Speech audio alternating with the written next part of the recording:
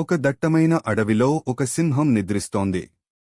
అదే సమయంలో ఒక చిన్న ఎలుక అక్కడికి వచ్చి సింహం మీద ఆడుకోవడం మొదలుపెట్టింది.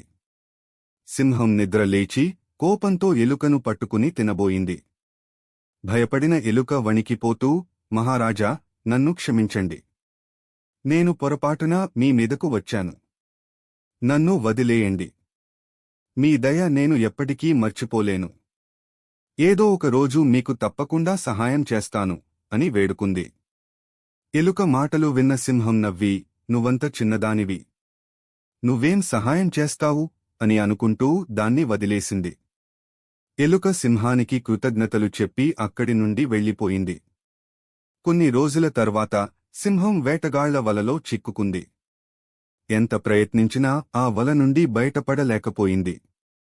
అప్పుడు ఆ దారిలో వెళ్తున్న ఎలుక సింహం అరుపులు విని అక్కడికి వచ్చింది. సింహం కష్టాన్ని చూసి వెంటనే